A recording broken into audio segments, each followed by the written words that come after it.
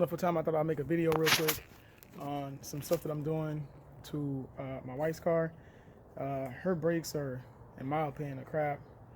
Well, let me not call them crap, because when I take them off, some people might say it's better, some people might say it's worse, but whatever. She has the semi-ceramic brake pads on her car and regular rotors.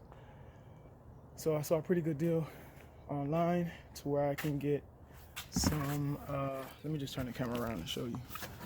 So I got some all full ceramic brake pads that I would like to put on her car. This is for the rear, and then some drill cross rotors. If you have any questions about the type of rotors I have, these are them right here. And this is what they look like. And these are for the rear. I have a pair of two of them that we're gonna install today. Usually when I take off the rotors, the screw scripts, brakes, whatever, hopefully today I don't have any issues with that, but for the most part, this is pretty self-explanatory. Maybe some of you guys have never done rotor replacements on this Accord, but even though she has hubcaps, I do plan on putting rims on her car. It's just that right now, I can't seem to find a decent set that I think would look good with this Accord. She do not want to lower her car. I want it lowered, but she's telling me she doesn't like it lowered for some reason. She think the car is dangerous like that, but whatever, it doesn't matter. See if I can find some 19s to put on this car with these, so that it can look nice and you can see it through the rims. Because right now she has a, what you call, steelies. I was even looking for the 18-inch 2018 Honda Accord rims. I think those look nice on here, but again, she doesn't want the car dropped. So first thing you want to do to change out the brake pads and rotors is to raise the car. Use jack stands. Please, please, please use jack stands. You're gonna notice that I put the tire underneath the car. I don't have my jack stands right now. I let one of my friends borrow it because he's doing a motor swap. So until I get my jack stands back, I can't really use it. And this car has been sitting on my jack stands for about a month and a half now. No shade. So let me raise the car, take the wheel off. I'm gonna start with the passenger right side. And by the way, I'm gonna actually use my wife to help me bleed the brakes. You can do it without another person, but I don't want to take that chance. The last time I tried to do it on my TSX, the brake pedal still felt very, very mushy. So I wanted to make sure that it felt firm today. So I'm gonna have her press the brake pedal and I'm gonna bleed it that way. So all this talking and blibbering and blabbering, I'm just gonna go ahead and raise.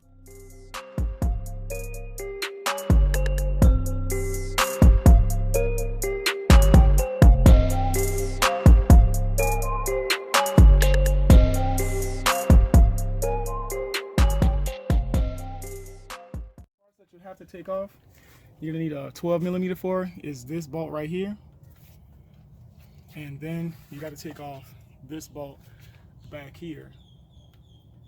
After you compress the caliper, you got to push the piston back into the caliper, and then take this one and this one off, and then it should take off the piston part, and then you're gonna take off. It should be, if I'm not mistaken, a 17. Yeah, it's a 17. So then this 17 right here, up top, and then there's another 17 on the bottom, but I'll show you that one later. But for sure, I'm going to compress the piston right now, and then I'm going to take off these two bolts here so I can take the caliper out, and then to get to the rotor, I got to use a 17 to take these two back bolts off. So let me get started now. There's my 12mm right there. So put your wrench on the off position, and go up. Okay, that's the first one, and that's the second one. So now I got those both loose. Let me compress the piston. Yeah, by being like this, I can tell that these brakes need to be done. I can almost feel like once I take these brake pads out, they're gonna be almost flat.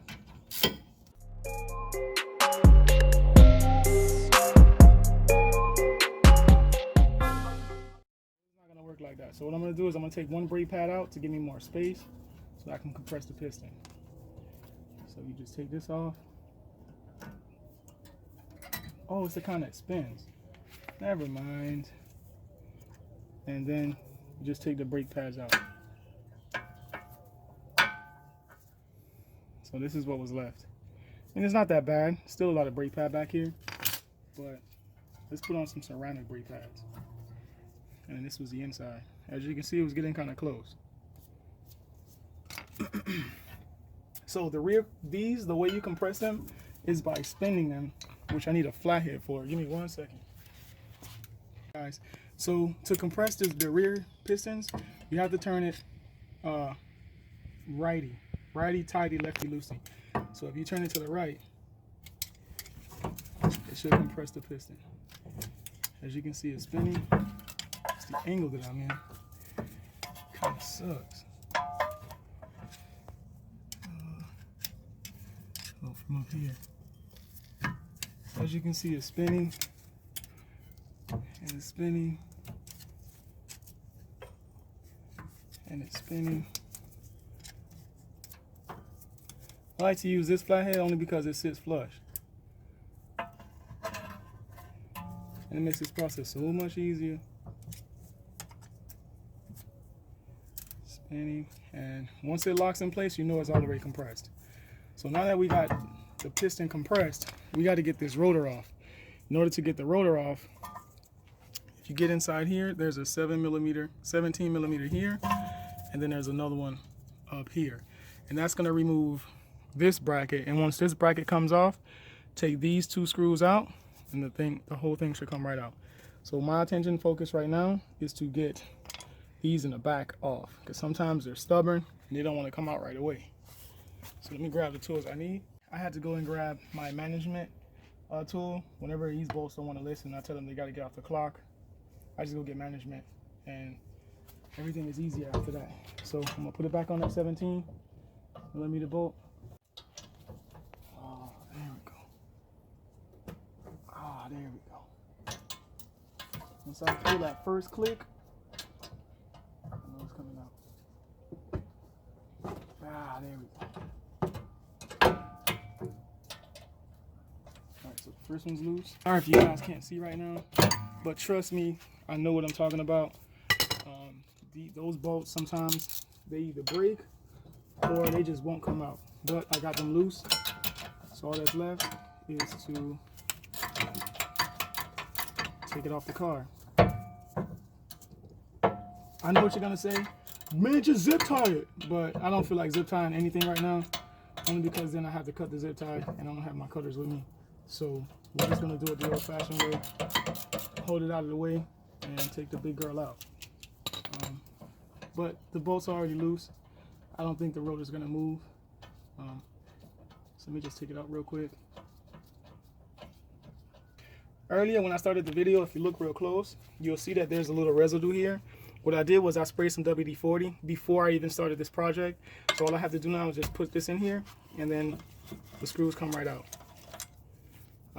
It's very important to use WD-40 early, because it's going to make this process as far as these screws come out. Sometimes these screws get stripped and they don't want to come out at all. But since I did that earlier, the screws will come right out. And then once you take it off, this is what you're left with. And this, I don't need no more. I'm actually going to trash that. But I just want you guys to see how this thing comes off. So now that I have the rotor out and I have the caliper out, all I really have to do now is just put the new rotor in and put the new caliper back in.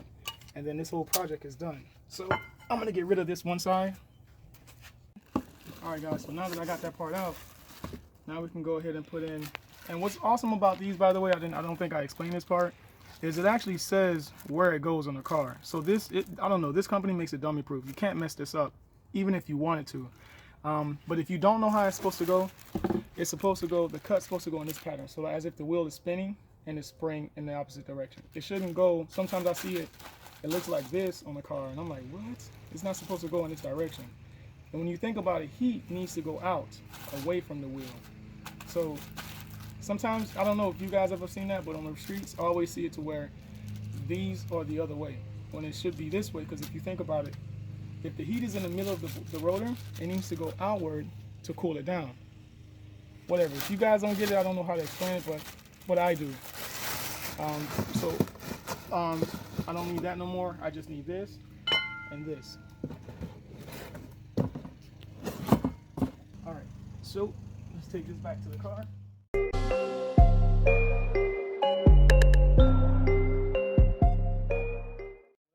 I try not to touch the brake surface at all, only because I don't want it to be messed up in the long run.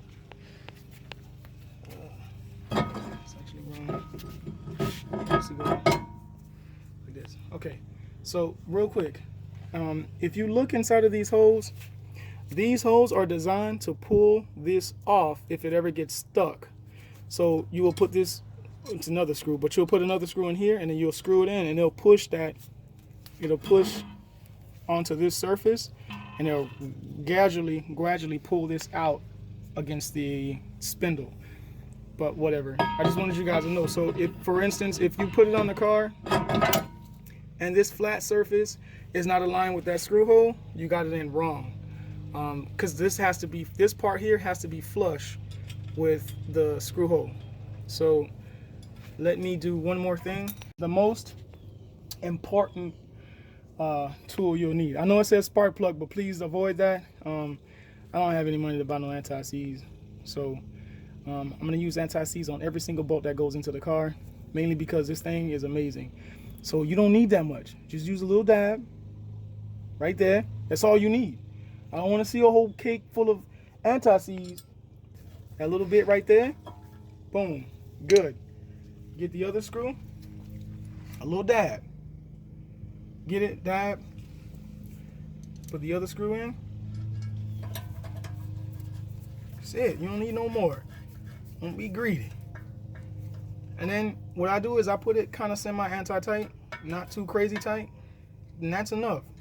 Some of you guys put a whole lot of arm pressure to tighten it down, and that's not necessary. So this part is done. Take a picture. The next step is to put on our brake pads. So hold on, before we put on the brake pads, let me put this part back on. So again, what you want to do is put a little anti-seize on the bolt itself. Don't go crazy. So now I know this is the top and the one that's towards my feet is the bottom. That's how I calculate what goes where. Again, this is the top. You don't need that much, just a little dab. And then this is the bottom, towards my feet. Always towards my feet is the bottom in my head, because of the design of the human body. A little bit on the bottom. Put this here. And then now I'm going to put this part back on the car. So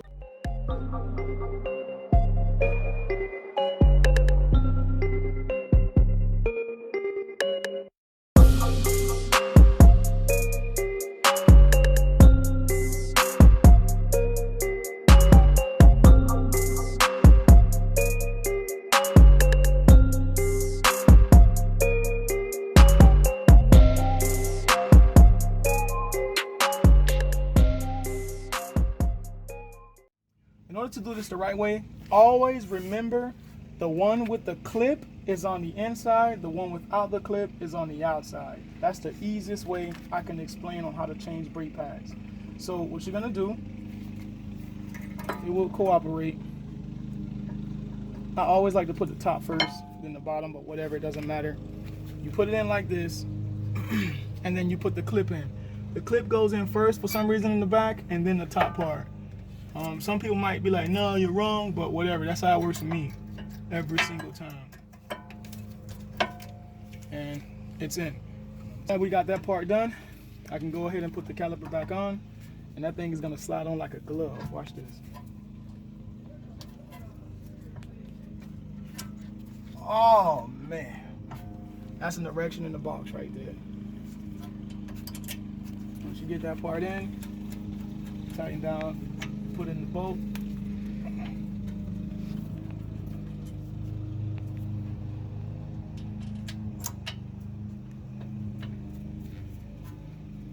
And then this is the top.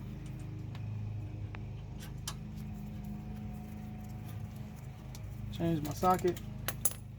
I got some bad, you know how I know I got some bad viewers? Now one of you guys told me about this pin. But whatever, I'm gonna tell you about the pin just because y'all didn't say nothing while it was laying there. This pin, there's 2 holes on every brake pad that you purchase. Well, these holes are designed to put this pin here so that it separates the brakes when the car is running, when you're not pressing the brakes at all. And then when you press the brakes, obviously it goes in, but when you let go, it separates them. That's what this little pin is designed for. This car only came with 1 pin, but there's usually 2. There's 2 holes. There's 2 on the bottom and 2 on the top, but I'm not sure where the bottom one is. And this brake pad set didn't come with another pin. So now that was done the right way, thank you viewers that didn't say anything, I can go ahead and put the caliper back on. I usually start with the bottom because sometimes the bottom is a bit tricky, and then I'll put the top. So that one's in, and then now we have the top one in. Guys, I apologize about that lawnmower in the background. That's one of my neighbors getting his grass cut today. But for the most part, you guys can actually see what I'm doing, and hopefully it makes a lot of sense. So now let me tighten down the bottom one. All right, guys, so welcome back. My wife stepped away a little bit, and it does not fit. No! But basically what I do is I just put a hose on here. Hold on, let me see if the other side's wider. Sometimes this one's more flexible. Man, these two, any car that's above 200, 2000, my holes just don't fit. This fit the TSX, this fit the, no, it doesn't fit the TSX. This fit the Delso, it fits any other car, but anything that's above 2000, but whatever, I got it to fit. All right, so now what I'm gonna do is, I'm gonna use an adjustable wrench. I'm gonna put it around here.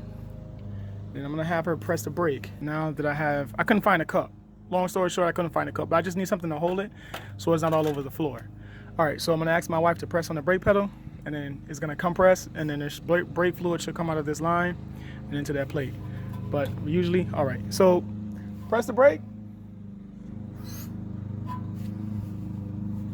All right, let it go. Did it come back up on its own? Yeah. Okay, press it again. Hold it down. All right. Let go. Press it down. Pressing it down. Yeah.